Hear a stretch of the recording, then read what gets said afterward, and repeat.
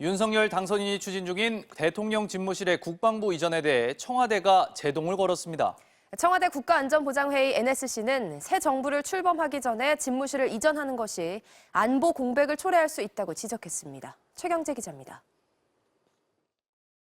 국가안전보장회의 NSC 확대 관계장관 회의가 윤석열 당선인의 집무실 이전 강행 방침에 제동을 걸고 나섰습니다. 청와대를 국민께 돌려드린다는 윤 당선인의 뜻엔 공감하지만 새 정부 출범까지 촉박한 상황에서 국방부와 합참, 대통령 집무실, 비서실 등을 옮기는 건 무리한 면이 있다는 겁니다. 정부 교체기에 준비되지 않은 국방부와 합참의 갑작스런 이전과 청와대 위기관리센터의 이전이 안보 공백과 혼란을 초래할 수 있다는 우려를 충분히 살펴볼 필요가 있고, 시간에 쫓겨야 할 급박한 상황이 아니라면 군 지휘부와 청와대 모두 준비된 가운데 집무실 이전을 추진하는 게 순리라고 했습니다. NSC는 이 같은 우려를 당선인 측과 인수위에 전달하고 필요한 협의를 거쳐 최종 입장을 결정할 거라고 밝혔습니다. 그러면서 국방부와 합참 등 군 지휘부의 원래 임무에 충실할 것을 지시했습니다. 국방부와 합참, 관련 기관 등은 마지막 순간까지 흔들림 없이 임무에 임해주기 바랍니다. 대통령 집무실 이전에 따른 군 지휘부 재배치는 안보와 직결된 사안인 만큼 현 군통수권자인 문 대통령이 승인할 문제인데 윤 당선인 측이 사전 협의도 없이 강행하자 NSC가 제동을 걸고 나온 모양새입니다. 이에 따라 윤 당선인 측이 집무실 이전 비용으로 요청했던 496억 원의 예비비 국무회의 승인도 일단 보류하기로 했습니다. MBC 뉴스 최경재입니다. 윤석열 당선인 측은 새 정부가 출범해도 청와대가 아닌 통이동 인수위 사무실에서 국정과제를 처리하겠다고 맞섰습니다. 5월 10일부터 청와대를 완전 개방하겠다며 양측이 강대강으로 대치하고 있습니다. 이기주 기자입니다. 예상치 못한 청와대의 제동에 윤석열 당선인 측은 안타깝다면서도 정부 출범 직후에도 통이동에서 국정과제를 처리하겠다며 집무실 이전에 대한 기존 입장을 굽히지 않았습니다. 윤 당선인은 통이동에서 정부 출범 직후부터 바로 조치할 시급한 민생 문제와 국정 과제를 처리해 나갈 것입니다. 윤 당선인 측의 이 같은 입장은 임기 시작 전까지 용산 국방부 청사에 집무실을 이전하지 못하면 통이동 인수위 사무실을 그대로 쓰면서 용산 집무실 계획을 추진하겠다는 벼랑 끝 강경 대응으로 읽힙니다. 윤 당선인 측은 또 문재인 대통령이 인수인계의 필수 사항에 대한 협조를 거부한다면 강제할 방법이 없다면서도 새 정부가 출범하는 즉시 청와대를 완전 개방하겠다고 벼르기도 했습니다. 5월 10일 0시부로 윤석열 당선인은 청와대 완전 개방 약속을 반드시 이행하겠습니다. 국민의힘도 지원 사격에 가세했습니다. 허은하 수석 대변인은 논평에서 가뜩이나 코로나19로 고통받는 국민들께 볼썽사나운 모습을 보여서야 되겠느냐며 청와대는 더 이상 지체하지 말고 즉각 국무회의에 예비비 편성안을 상정하라고 촉구했습니다. MBC 뉴스 이기주입니다. 코로나19 신규 확진자 수가 하루 만에 다시 30만 명을 넘겼습니다. 이른바 스텔스 오미크론이 변수인데 정점이 길어질 수도 있다는 우려가 나오고 있습니다. 손영 기자입니다. 어젯밤 9시 기준 코로나19 신규 확진자 수는 32만 9,105명. 전날 같은 시간보다 무려 12만 5천여 명이 늘었습니다. 20만 명대 초반으로 내려간 지 하루 만에 다시 30만 명대로 복귀한 겁니다. 경기 9만 227명, 서울 6만 5,010명 등 수도권이 17만 2,222명으로 52.3%를 차지했습니다. 자정까지 추가된 확진자 수를 더하면 누적 확진자는 1,000만 명에 육박할 것으로 예상됩니다. 주말 검사 건수가 줄어든 영향이 사라지는 내일과 모레 확진자 규모를 본 다음 감소 추세 여부를 정부가 판단할 것으로 보입니다.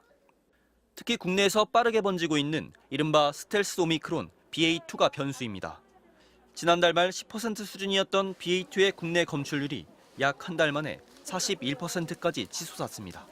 전파력이 기존 오미크론보다 30% 정도 강해 정점 기간이 길어질 수 있다는 전망이 나왔습니다. 좀 더 빠른 전파에 대한 위험이 있는 상황이어서 규모나 정점에 일정 부분 영향을 줄 수 있을 걸로 판단하고 있습니다. 정부는 미국 머크사의 먹는 치료제 라게브리오의 긴급 사용 승인을 올해까지 결정하고 이달 말부터 10만 명분을 도입할 계획입니다. 정부는 또 국산 1호 백신인 SK바이오사이언스의 코로나 백신 1,000만 회분에 대한 선구매 계약을 체결해 하반기부터 공급할 예정입니다. MBC 뉴스 손령입니다. 러시아가 우크라이나 수도 키이우의 쇼핑센터를 포격해 최소 8명이 숨졌습니다. 남부 주요 도시인 마리우폴은 러시아군의 장악이 임박한 것으로 알려졌는데 우크라이나 젤렌스키 대통령은 러시아의 최후 통첩을 받아들이지 않겠다고 밝혔습니다. 김재경 기자입니다. 러시아군이 우크라이나 수도 키이우의 한 쇼핑센터를 정조준합니다. 곧 러시아 미사일이 발사됐고 대형 폭발이 일어나면서 건물이 완전히 붕괴됐습니다.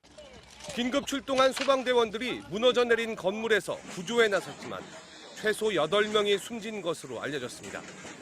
러시아군은 해당 쇼핑센터에 우크라이나에 다연장 로켓이 있는 것으로 확인돼 포격했다고 주장했습니다. 우크라이나는 러시아의 침공으로 지금까지 수천 명의 무고한 민간인이 숨졌다고 밝혔습니다. 150 Ukrainian children destroyed more than 400 schools and kindergartens and more than 110 hospitals. Thousands and thousands of civilians. 러시아가 포격을 퍼붓고 있는 우크라이나 남부 항구 도시 마리우폴도 함락 직전에 놓였습니다. 인명피해 집계조차 어려운 가운데 수십만 명의 우크라이나 시민이 식량과 식수, 전기 등이 끊긴 상태로 고립된 것으로 알려졌습니다. С Мариуполя приехали. Там потому что уже 90% все разбито, ничего нету там уже. Ни домов, ничего. 안전 통로를 열 테니 무기를 버리고 철수하라는 러시아의 최후 통첩에 젤렌스키 대통령은 우리가 파괴돼야만 가능할 것이라며 결사항전 의지를 밝혔습니다. Закрийте для них всі ваші порти. Не постачайте товари. Відмовляйтесь від російських енергоресурсів. Тисніть, щоб Росія пішла з України. І я 러시아는 우크라이나와의 협상 기간에도 군사작전을 중단하지 않겠다고 밝히는 한편 친러 국가인 체첸으로부터 전투 용병을 고용해 전선에 투입하고 있습니다. 또 페이스북과 인스타그램의 자국 내 활동을 전면 금지하며 언론뿐 아니라 SNS 통제에도 나섰습니다. MBC 뉴스 김재경입니다. 중국에서 승객과 승무원 132명이 탑승한 여객기가 어제 추락했습니다. 밤새 폭우가 내려 구조 작업에 어려움을 겪고 있는 것으로 전해졌습니다. 베이징에서 조희영 특파원입니다. 산등성이 위로 새빨간 불길이 하얀 연기와 함께 솟아오릅니다. 타오르는 불길은 산 전체를 집어삼킬 듯 금세 번집니다. 산길에는 부서진 비행기의 일부로 추정되는 잔해가 흩어져 있습니다. 현지 시간으로 어제 오후 2시 20분쯤 중국 남부 광시장족 자치구 우저우시 상공을 지나던 중국 동방항공의 보잉 737 여객기가 추락했습니다. 사고가 난 여객기는 고도 8,000m에서 3분 만에 추락한 것으로 조사됐습니다. 여객기에는 승객 123명, 승무원 9명을 포함해 모두 132명이 타고 있었습니다. 추락 직후 1,000명 규모의 구조대와 소방대가 급파됐지만 정확한 사상자 규모는 알려지지 않고 있습니다. 사고 지점에는 밤새 폭우가 내려 구조 작업에 어려움을 겪은 것으로 알려졌습니다. 习近平立即作出重要指示，京西东航 MU5735航班失事，要立即启动应急机制，全力组织搜救，妥善处置善后。 당국은 무전 교신 내용 등을 확인하며 정확한 사고 경위를 조사하고 있습니다. 또 추락 현장에서 비행기 블랙박스를 수거하는 데 총력을 기울이고 있습니다. 여객기는 어제 오후 1시 15분쯤 중국 남부 윈난 쿤밍을 출발해 3시쯤 광저우에 도착할 예정이었습니다. 중국의 SNS 웨이보에는 사고 소식과 함께 사상자가 없기를 바라는 게시물이 속속 올라오고 있습니다. 베이징에서 MBC 뉴스 조희영입니다.